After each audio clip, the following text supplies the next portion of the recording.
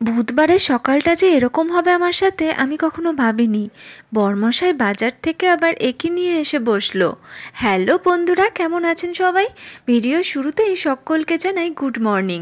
তো কথায় আছে, সকালে যদি উঠতে একটু দেরি হয় তাহলে সমস্ত কাজই দেরি দেরিতে চলে।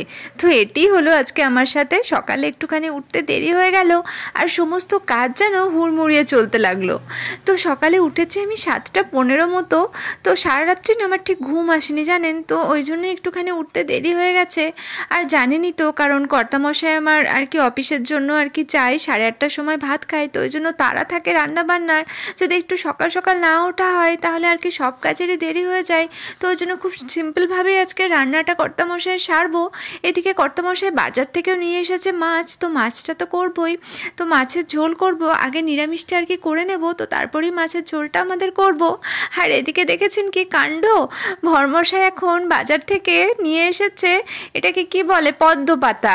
তো পদ্ম পাতা নিয়ে এসে হাজির। আসলে আগে আমরা পদ্ম পাতায় ভাত খেতাম, খুব ভালো লাগতো। এখন বোধহয় আর কেউ খাই না এখনকার ছেলেরা।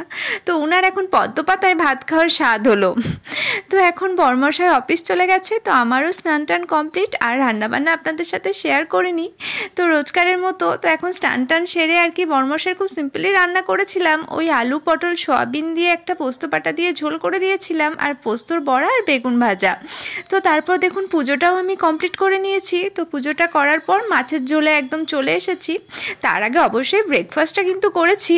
আর ঈশানবাবুর আজকে স্কুলটা ছুটি আছে, আজকে তো বুধবার, তো স্কুলটা ছুটি বলতে ওর পরীক্ষা চলছে, ওর মঙ্গলবার দিন পরীক্ষা ছিল।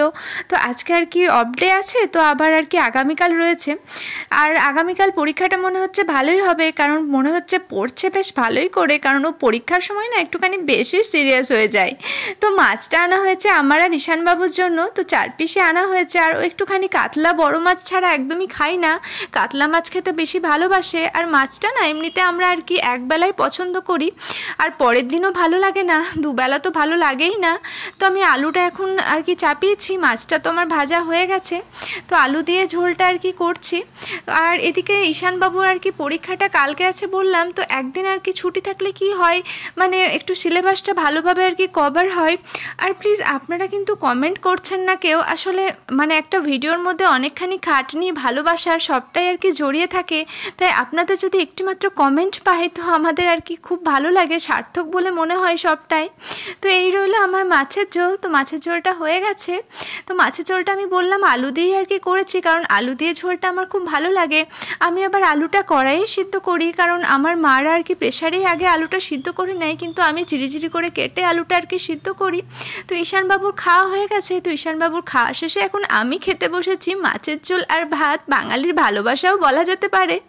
তো মাছটা যে খুব একটা খারাপ লাগে না তা নয়, ভালো লাগে, কিন্তু অতটা বেশিও আর কি নয়, রোজ রোজ আবার ভালো লাগে না। তো যাই হোক, আমি এখন ভাতটা খেতে থাকি বন্ধুরা। এদিকে আপনারা কিন্তু আমায় অনেকখানি ভালোবাসা দিয়ে সাপোর্ট করবেন, তো আর আমার লাইক কমেন্ট শেয়ার অবশ্যই করবেন ভিডিওটা যদি ভালো লেগে থাকে, আর অবশ্যই ফেসবুক পেজটি ফলো করতে কিন্তু ভুলবেন না। আজকের মতো টাটা।